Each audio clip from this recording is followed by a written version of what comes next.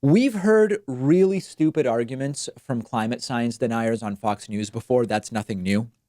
We've heard, oh, it's cold in winter in North Dakota. Clearly, there's no climate change. We've heard, oh, plants breathe carbon dioxide, so more of it must be good. We've heard, oh, a senator threw a snowball in the Senate in winter.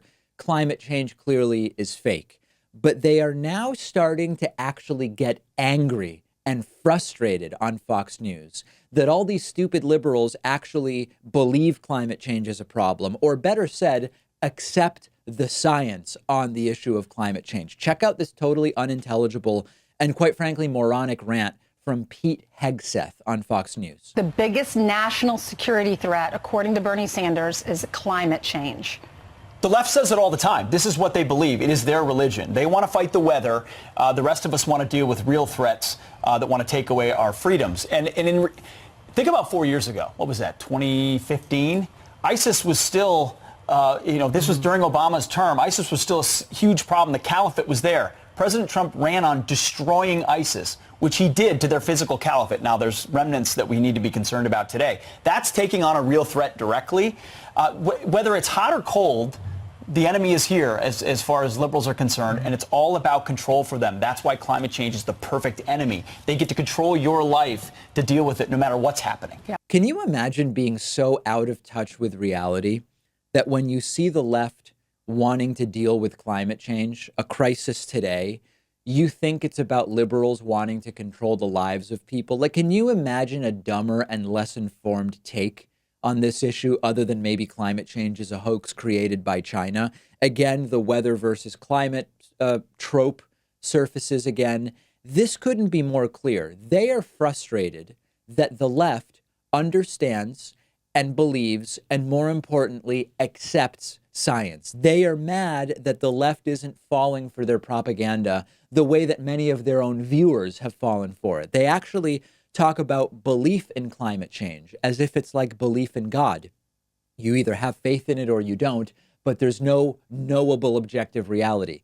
And unfortunately for many Fox News viewers, maybe God is more real than climate change in terms of how they view this concept of belief and faith in, which is genuinely scary and maybe a conversation for a different day. But I actually think that the whole concept of belief is a misnomer.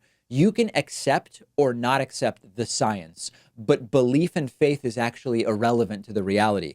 We shouldn't let them use this language around these issues because it blurs the lines between belief in God and belief in science. Science is a process. You can accept it or not. You can understand it or not, but it simply is. It is not pseudo-religious in the way that Pete Hegseth is talking about. Fox is mad that people accept empirical evidence over Fox's anti-science propaganda. That's fundamentally what this is about.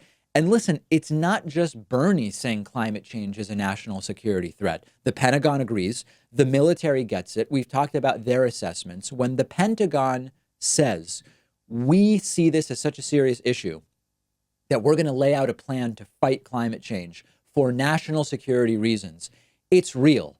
They are the extremists on Fox News. When you look at acceptance of climate change around the world, American right-wingers aren't just out of place in the United States or out of touch in the United States.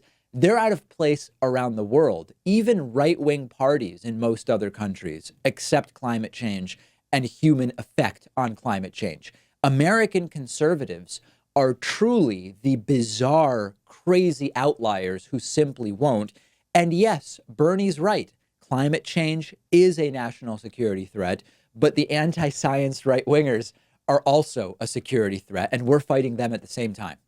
Let me know your thoughts. I'm on Twitter at @dpacman. The show is on Twitter at David Pakman Show, and I hope that you will follow me on Twitch at twitch.tv/David Pakman, where you can use your Amazon Prime subscription to sign up to my channel with Twitch Prime. It costs you nothing, but it counts as a paid subscription for us, and I hope you'll do that.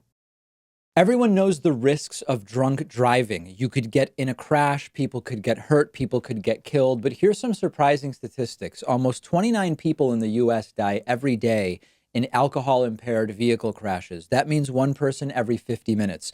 So even though drunk driving fatalities have fallen by a third in the last 3 decades, drunk driving crashes still claim more than 10,000 lives each year. Many people are unaware that driving while high is also dangerous. In 2015, 42% of drivers killed in crashes tested positive for drugs, so it is not harmless. And from 2007 to 2015, marijuana use among drivers killed in crashes doubled. The truth is that driving while high or drunk is deadly, so stop kidding yourself. If you're impaired from alcohol or drugs, don't get behind the wheel. If you feel different, you drive different. Drive high, get a DUI, drive sober, or get pulled over.